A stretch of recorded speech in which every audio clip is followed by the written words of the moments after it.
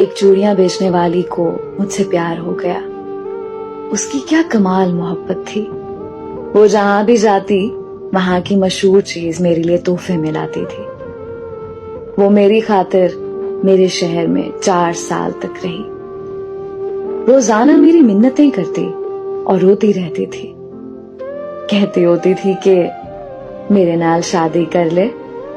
میرے لگاتار انکار پر وہ واپس اپنے آبائی گاؤں جھنگ چلی گئی.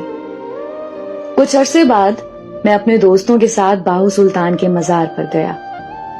میں ادھر مزار کے باہر کھڑا تھا کہ پیچھے سے کسی نے میرا بازو پکڑا. دیکھا تو وہی چوڑیاں بیچنے والی تھی. خوشی کے مارے وہ کہنے لگی کہ عاقب میری دعا رنگ لے آئی. تیرا دیدار ہو گیا. سادی عید ہو گئی. میں جب بھی دربار پر آتی تھی عاقب تجھے مانگتی تھی. اب تیرے لیے بیٹھی ہوں. شادی نہیں کی. پھر اس کی آنکھوں میں آنسو آ گئے. کہنے لگی بھیک منگنا چوڑیاں بیچنا میرا قصور تو نہیں ہے نا. یہ تو میری قسمت کا میرے نصیب کا قصور ہے. تو سزا مجھے کیوں مل رہی ہے.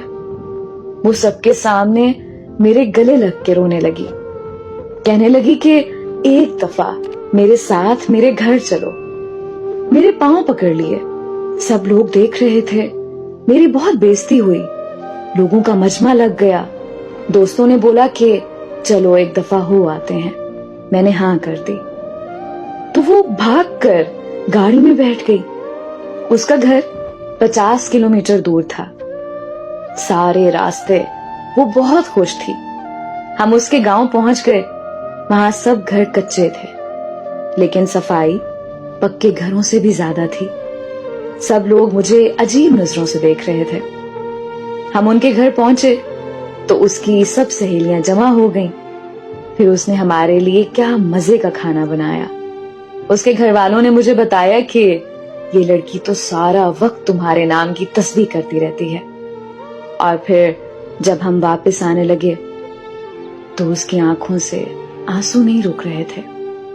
میرے ہاتھ چوم کر کہنے لگی کہ تیرا قصور نہیں ہے میری قسمت کا قصور ہے جو میں چوڑیاں بیچنے والی کے گھر میں پیدا ہوئی.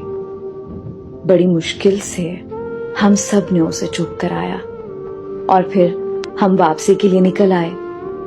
میں کار کے شیشے میں سے دیکھ رہا تھا کہ وہ تب تک دیکھتی رہی جب تک ہماری گاڑی اس کی نظروں سے دور نہیں ہوئی.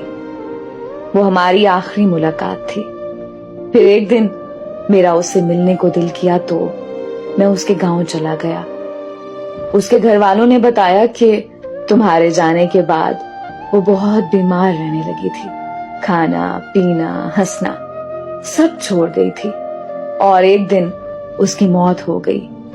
مجھے اس سے محبت تو نہیں تھی پر میں آج بھی اسے روز یاد کرتا ہوں اور ہر سال عید کے دن اس کی قبر پر جاتا ہوں.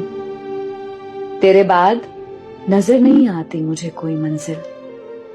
کسی اور کا ہونا میرے بس کی بات نہیں.